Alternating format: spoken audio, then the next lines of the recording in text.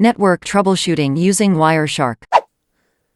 So today we're going to do a quick and simple one, which is display filter buttons. So I've mentioned before that, it's nice when you have a lot of time to do packet analysis and spend a lot of time digging through a packet capture. Say you're doing root cause analysis for an outage or trying to dig into, a really weird behavior that you're noticing either in an application or on the network.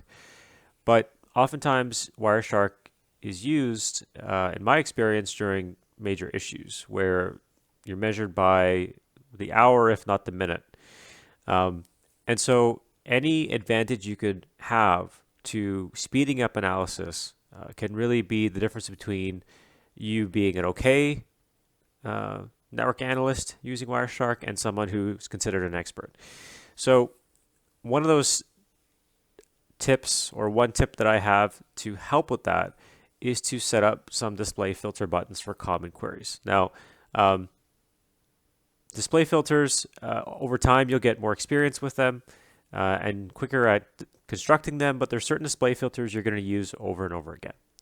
And if you do that, might as well create a button so that you can remember those in future. So to do or to create a display filter button, it's very simple. So in your display filter field, I've just got a wide open capture here I took earlier today. What I'm going to type is the filter itself. So in this case, one of my favorites is tcp.analysis.retransmission. Hit OK.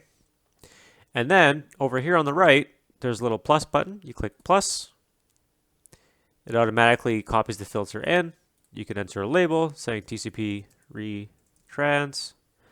Okay. And then your button is there. So if I close this out and I click it again, I've got TCP retrans. It's that simple. Once you close Wireshark and come back, these buttons should still remain, and therefore you could use them for a variety of different files depending on what you're analyzing that day. So that's as simple as it is. I just want to show you now a few of my favorites. So tcp.analysis.retransmission is probably the favorite. A modification of this is TCP analysis retransmission and tcp.flags.syn equal 1 and tcp.flags.ack equal 0. What this does is it filters down to retransmissions of just the SYN packet. So I want flags that have the SYN flag set to 1, packets with the SYN flag set to 1 and ACK 0, meaning just the SYN and not the SYN ACK. This is a really good one for showing a certain type of behavior in TCP, and I'm going to show you an example of that in this file here. So I open this file here. You can see here it's TCP retransmission, and it is a SYN packet. This is especially useful when you're troubleshooting things like a service that is running on a server, but it's not listening on a port. You'll see retransmissions of just the SYN packet because nothing else is going to happen because you can't establish a three-way handshake. So this filter is really, really useful, and I like to say this too. So I'm going to say TCP SYN retrans. Also, I should mention, very, very useful when you're troubleshooting a service that is actually slow.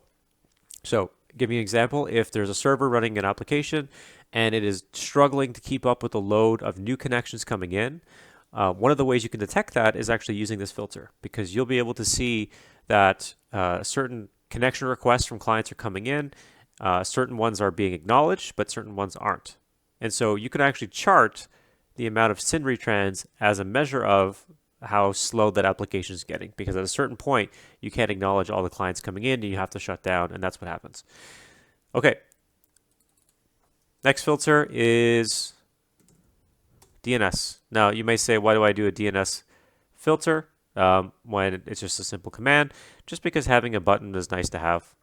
So if I just type DNS, you get all your DNS queries right away. Nice and simple. Awesome. And the last one I'm going to do similar to DNS is ARP. ARP is the address resolution protocol. I've dealt with a lot of issues with ARP over the years. It's nice to get ARP pulled out nice and quickly. And there you go. TCP retrans, TCP SYN retrans, DNS, and ARP. So as I create more videos, I will show you some other filters that are useful to save.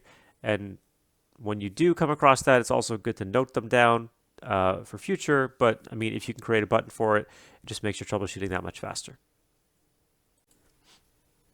That's it for this video. I hope you found this video useful. If so, please like and subscribe. Also, if you have an issue that you're working on and you would like to review the capture on the channel or get some advice, feel free to post a link to it below with the description, and I'll get back to you as soon as I can. Until next time.